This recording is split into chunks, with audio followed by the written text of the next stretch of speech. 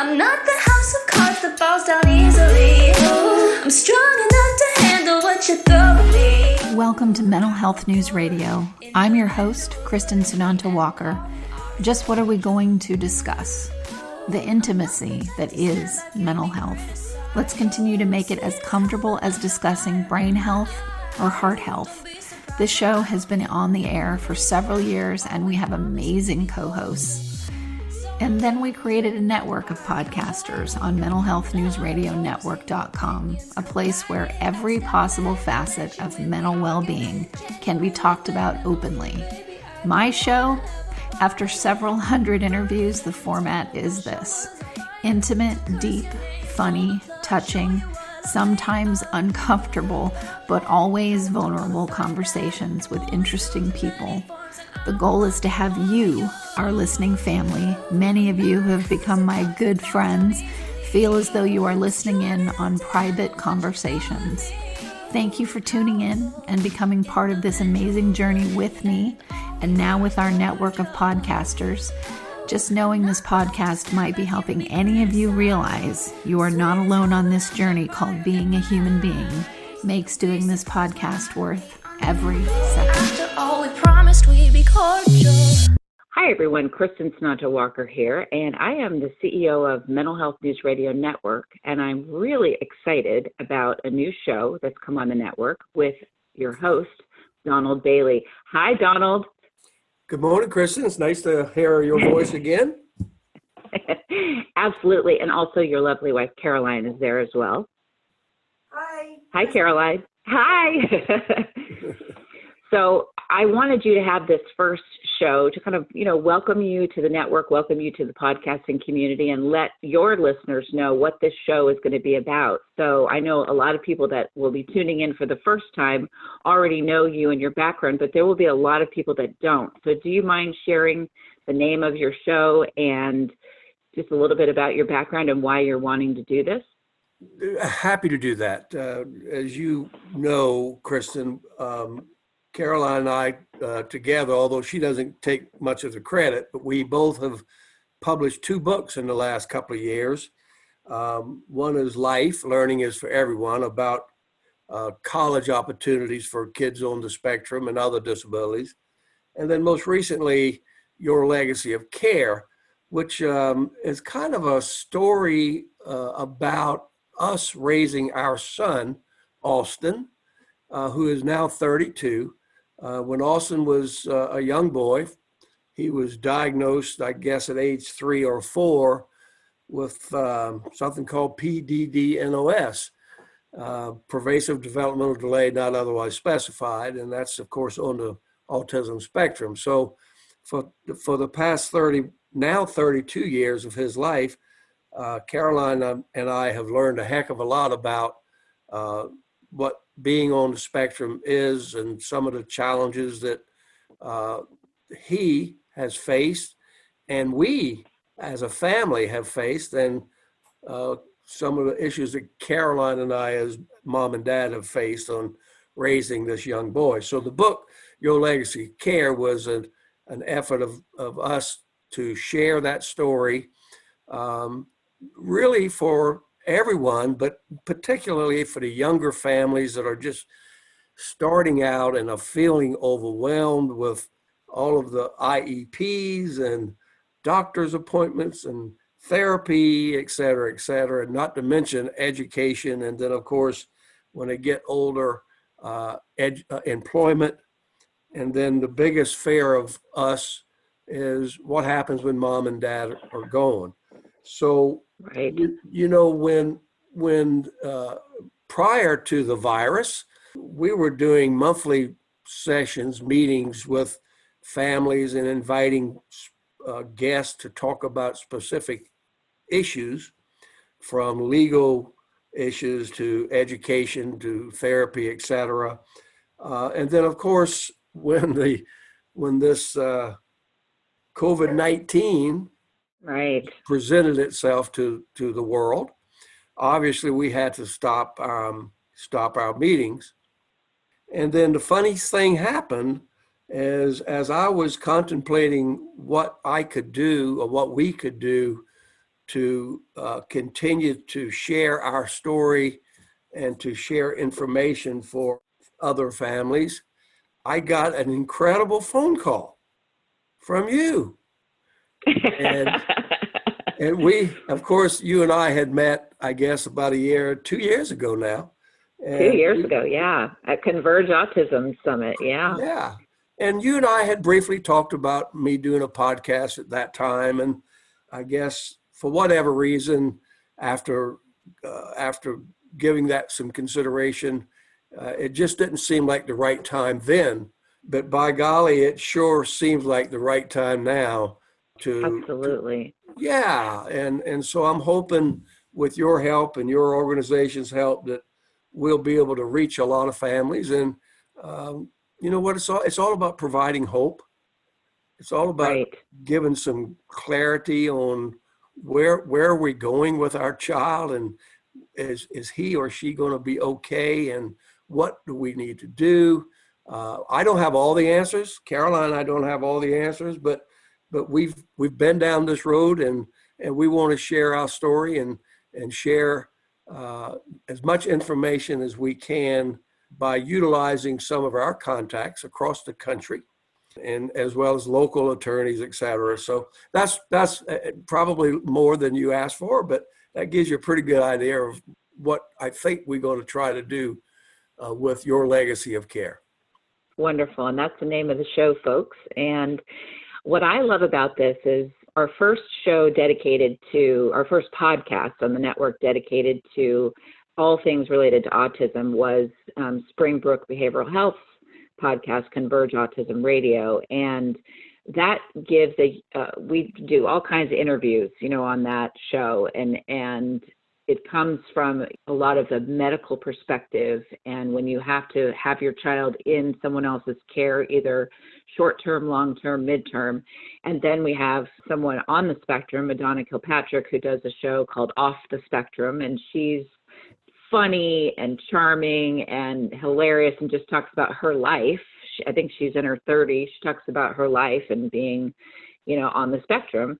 And I kept thinking to myself, we really need a show that is done by parents and parents of kids that are on the spectrum, and they're not kids anymore. They're adults, because that's a whole other universe. There's so many things, as you know, like sometimes the benefits have ended.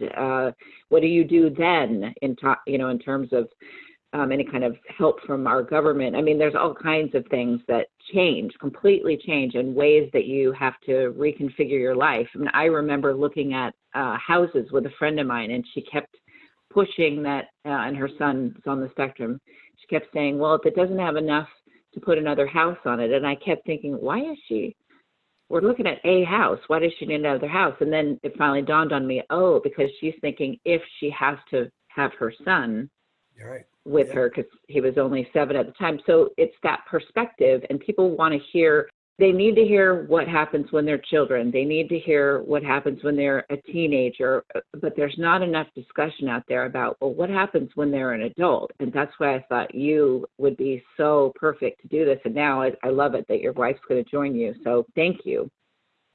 Well, thank you for thinking of us. We talked earlier, it was 2 years ago, and why in the world you remembered Donald Bailey, I'm not sure, but I'm glad you did. And because you're a good speaker, that's why. I heard you talk, and we did a show, so. I guess time will tell whether that's true or not, but I enjoyed speaking, as you probably know, and I don't have all the answers, but certainly have been, as I said earlier, down this path, and I'm willing to share those challenges that we faced. And this is a very interesting time with the COVID-19 and the uncertainty of what's coming down the road. And the families that I'm speaking with now are so worried about, IEPs. How does IEPs impact their son or daughter's education during the virus? Well, right, when we're social, isolation. Yeah. Right. And so a lot of the schools I know, the so-called typical schools, or continuing education using technology. Well, a lot of our young people with disabilities don't have that capacity. So IEPs have not taken that into consideration. And if I'm offending anyone around the country or around the world, I'm not intending to. I'm speaking primarily of the state of South Carolina. We don't have the best education, in my opinion, opportunities for this segment of our society. And the stress that our families are feeling, not only just families with children with disabilities, all families are feeling a lot of stress. Right. But there's so much stress within this because of this virus that it's just an interesting time. And I'm certainly not a psychiatrist or a psychologist, but I think that talking about these issues help relieve stress. Absolutely. Some people want to hear other people that are going through the same thing, but also people who've had just even a smidge more experience or a lot more experience. Because, I've heard this from doing my show for 8 years. Sometimes people would say, if I did a show about trauma or abuse of any kind, someone listening that's in that abusive situation would say, sometimes I just listen to the same show every night and it helps me go to sleep. And that isn't a compliment to be. It's that they need that repetition. They need the voice that is, feels soothing to them. So I can see that so much with your show, especially right now, because you're going to be learning too, right? How legally, what are legal ramifications for having a child on the spectrum who is now an adult on the spectrum, and what legalities can come into play? What do you need to have forethought about, and what age should you start thinking about these kinds of things, or what age of your child, Early, very early. And of course, with conservatorships and guardianships, and those issues have to be taken care of prior to age 18. So, it's not like you have to wait till they're an adult. Some families make that mistake. And then it becomes a little bit more difficult because the child has to agree. And right. Maybe the child doesn't understand, and maybe the child doesn't want or doesn't feel like it's the best thing in his or her interest. But could I share two situations that Caroline and I are dealing with as we speak? Absolutely. With our son. And Austin lives on his own. He has his own house, and he lives about a quarter of a mile away from us. So we are able to drop in all the time and visit with him and make sure that his garbage can is taken out and his dishes are clean and all those things. But two really stressful things have come up in the last month because of the virus. One of which happened last night. It's not unusual for Austin to call us or just show up and say, I'd like to spend a couple of nights with you. And we're always welcoming him to come home and be with us. And we always want him to feel that he is welcome here. But yesterday he called and asked if he could come over. We had to turn him down. Right. Because we didn't think it was in his best interest to take that risk.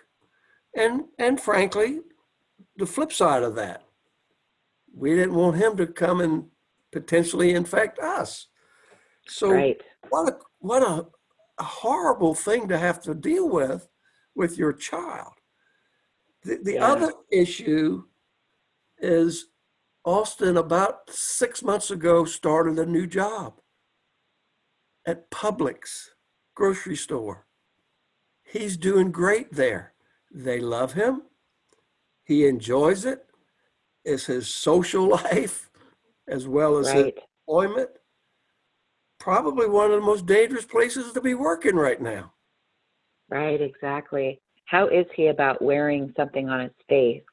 I think people need to talk about that too, is that can be very, very difficult for someone on the spectrum is to have glasses or something on their face or wearing gloves. So how is he about those things?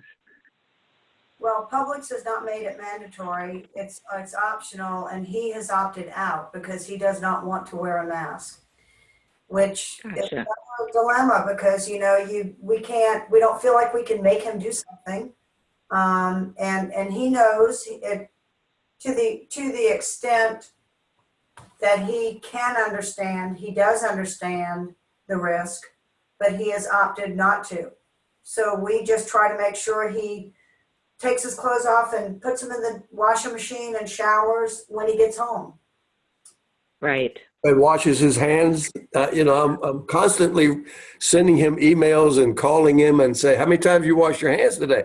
So, these are just a couple of the issues that we're facing with, and other families are facing with these same issues and many others.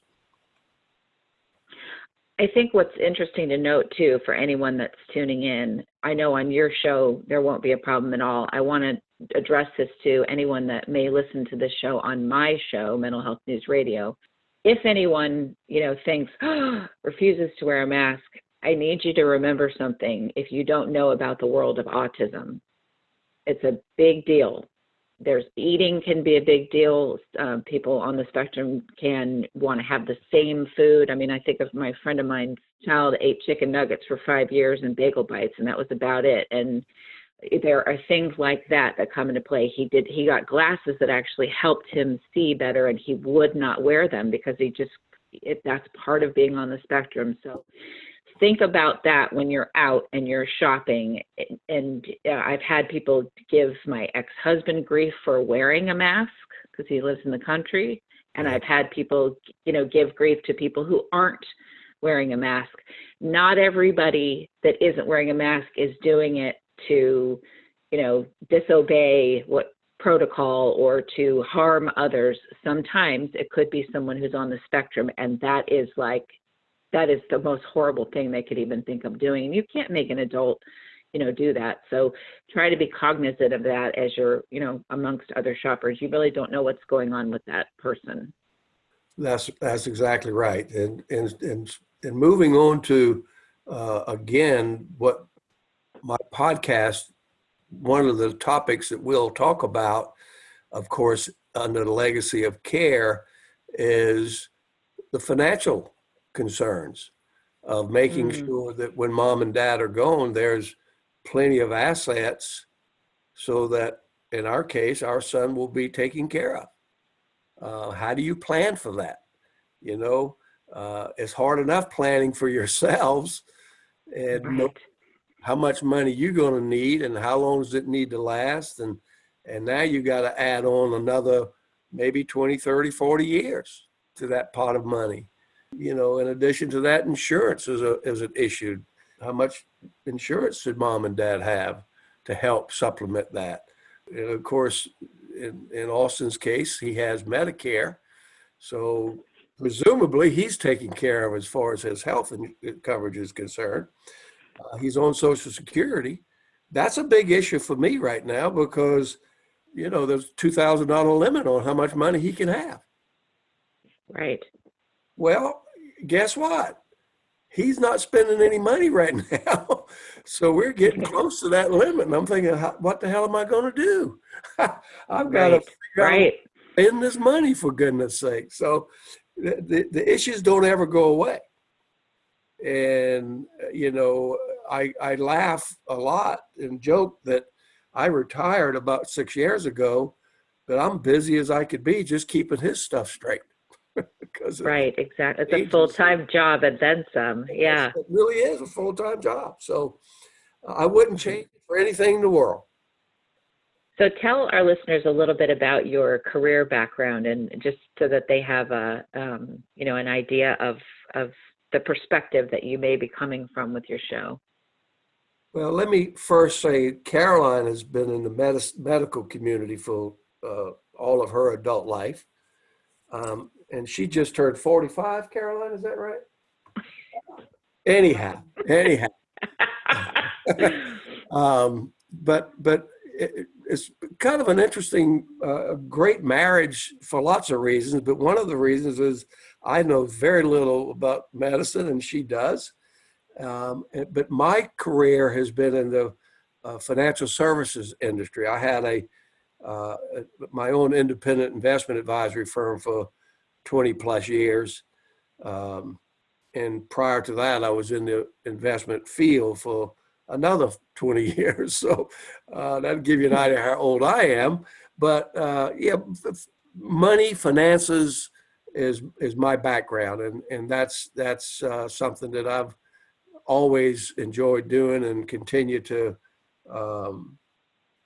keep up with what's going on in the investment arena and the financial arena. And goodness gracious, right now is a very interesting time for that as well. Exactly.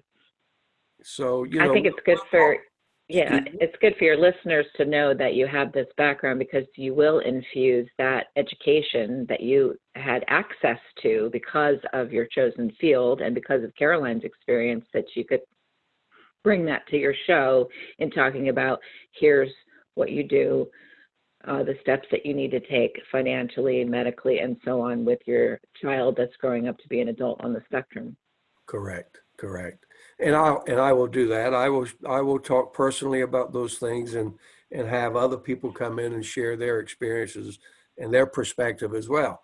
As you know, that medicine has lots of different perspectives, and the financial area certainly has a lot of different perspectives as well. So we'll do our very best to cover as many of those as possible and where it's applicable. I have a final question for you. When I met you at the Converge Autism Summit, you were there to speak. Can you tell the listeners what your topic was about? Well, it was about what we've been talking about. It was about, at that time, my book had just been issued. And the book's name is Your Legacy of Care, which of course is what this podcast will be named as well. So we talked about many of the things that you and I have been talking about here this morning, and that's raising a young person through educational issues, transportation issues, employment issues, health issues, and financial issues. So that was the topic of my speech back then, I guess 2 years ago.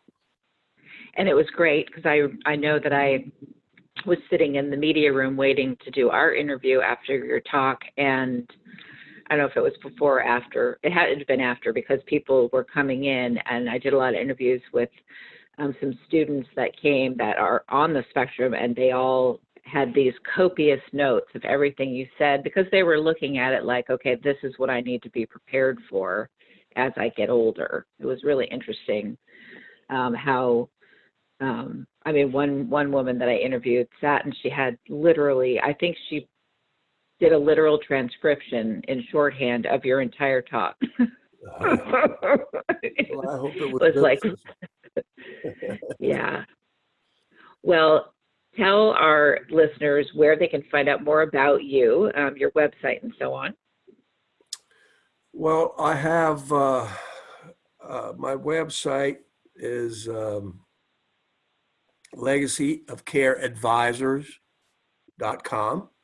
And by the way, the book, Your Legacy of Care, is the first thing that pops up on my webpage, and it's free. Anyone can download it. And the second book that I mentioned earlier, Learning is for Everyone, is also listed on that webpage, but it's not, you have to order it through Amazon. If you want a hardback copy of Your Legacy of Care, there are some on Amazon, but reach out to me and I can get it for you if somebody wants one. And it'll probably be a lot less hassle and maybe a little cheaper as well. We're in the process of transferring the rights to that book so that I will have more control over that. And that's another long story, but one you could talk about on this show for sure. yeah, we can do that. But the Facebook page also is Your Legacy of Care, and it's a closed group. However, if you simply email me or reach out to me on Facebook, unless there's some reason for me not to accept you, I will certainly accept people who have interest in the disabilities area. There's also a Facebook page called Legacy of Care, Facebook, that covers a lot of the same information. It's just not a closed group. The closed group has a little bit more information than the open group does. And you're going to be doing interviews with who for your show? Oh, wow. Golly, this is going to be, I think, very interesting. I'll give you a couple of topics that I've already got lined up. The first one is going to be next week or two when we do this kickoff. Will be with a specialist and has a PhD in therapy, autistic therapy specifically, and she works at the Medical University of South Carolina, and she has been meeting with and seeing a lot of families who are going through all of this stress that we've been talking about. So she's going to be probably my first speaker. And then in May, I think it's the third Thursday, and I think I've got to confirm this, but you're going to love this, Kristin. We've got the director of the Employment for Special Needs or Disabled, I think they call it disabled members of society, for the President of the United States. His executive director will be our speaker. I've also spoken with the director of Clemson Life. Now, I was involved with the development and creation of the 5 programs in South Carolina, college programs, and my plan is to have a session with each one of those schools. And I've already reached out to one, and Joe Ryan is the director, and he's confirmed that he's on board. I'm sure the other 4 colleges will also do the same. There's a young lady named Stephanie Lee who has been instrumental in the special needs community. Think College is an organization on the northwest out of the Boston area. Northeast, excuse me. And Stephanie is scheduled to speak in October. And she has been involved with the special needs community literally for the past 40, 50 years, and has a wealth of information on educational topics as well as other things that are going on and politically connected as well. Has served on the Bush administration and the disabilities community, and so those are just a few that I've already got lined up. And I hopefully will have others in the next few weeks that I can report back to you on.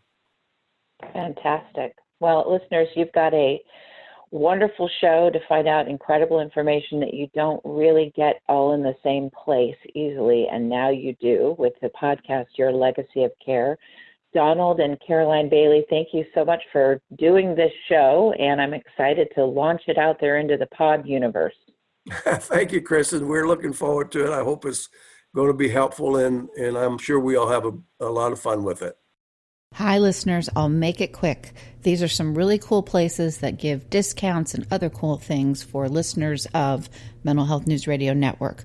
If you want to get amazing help with healing from narcissistic abuse, go to healfromanarcissist.com. If you want CBD products that are the best of the best, I use them myself, go to Proze, PROZE.com, and use the code mentalhealth20, mentalhealth20. If you want to get daily perk ups that help retrain your brain to think more positively, go to perkupdaily.com. And also, just because this one's fun, snarkycandles.com. I guarantee you'll love them. Snarky with a Y, SNARKY candles.com. And don't forget, if you want to hear all the shows on the network about first responders, you can go to firstrespondermentalhealthnetwork.com, and all of our shows that focus on narcissistic abuse, narcissisticabusehealingnetwork.com. Thanks for listening, and back to the show.